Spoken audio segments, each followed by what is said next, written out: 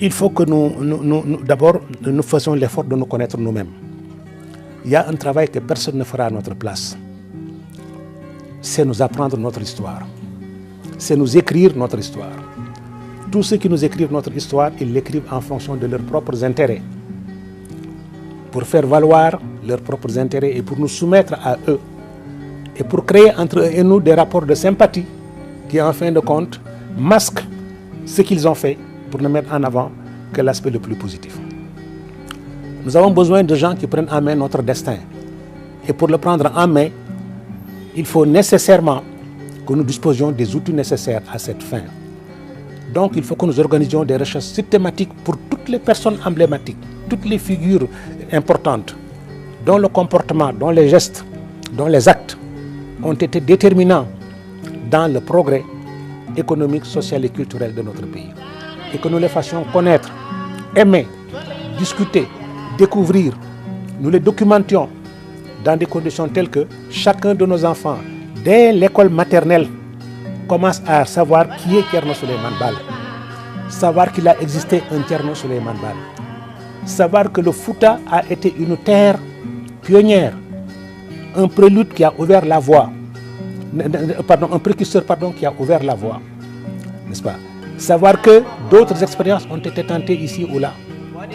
Et qu'on n'ait pas honte de comparer ce qui s'y faisait avec ce qui se faisait dans d'autres parties du Sénégal, parce que le Sénégal, à cette époque, était une réalité composite, dans laquelle il y avait des niveaux de développement qui n'étaient pas égaux. Il y avait des endroits où il y avait la lumière, il y avait des endroits où il y avait l'obscurité. N'est-ce pas? Mais c'est le monde entier qui est ainsi fait. Qu'on puisse également accepter des comparaisons avec d'autres pays. Le leader de la révolution du Fouta-Toro est né vers 1720. Le Centre de recherche sur le patrimoine intellectuel Bajordo célèbre cette année son 300e anniversaire. À cette occasion, le centre s'honore d'offrir à la nation sénégalaise comme cadeau d'anniversaire Alloual Thierno Souleymane Baal. Il s'agit de ce monument que vous voyez. Il est conçu et commandité par le Centre de recherche Bajordo. Cette œuvre est réalisée par l'artiste sculpteur Oumar Pouy en 7 mois, 20 jours, du 2 janvier au 20 août 2020. Elle est en pierre de type basalte, dolérique, gris clair, pesant 1800 kg, mesurant 2,40 m en hauteur et 1,10 m en largeur et 0,20 m en épaisseur. Les recommandations de Thierno Souleymane Baal y sont gravées en langue arabe et français pour les générations futures. Les recommandations de Thierno Souleymane Baal, leader de la révolution du Fouta-Toro 1760-1776, fondateur de l'Almamia 1776-1890. Thierno Souleymane Baal encourageait et parlait à son armée en ces termes. La victoire est dans la persévérance. Je ne sais pas si je sortirai de cette guerre vivant.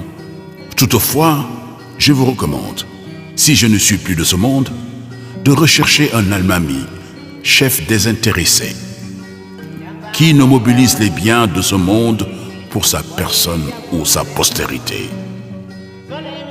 Si vous le voyez s'enrichir, démettez-le et confisquez les biens qu'il a acquis. S'il refuse la démission, combattez-le et bannissez-le afin que le pouvoir ne soit pas une dynastie tyrannique. Remplacez-le par un homme compétent, quelle que soit sa lignée. Ne laissez aucune tribu conserver le pouvoir afin qu'elle ne le revendique pas comme un héritage. N'intronisez qu'un méritant.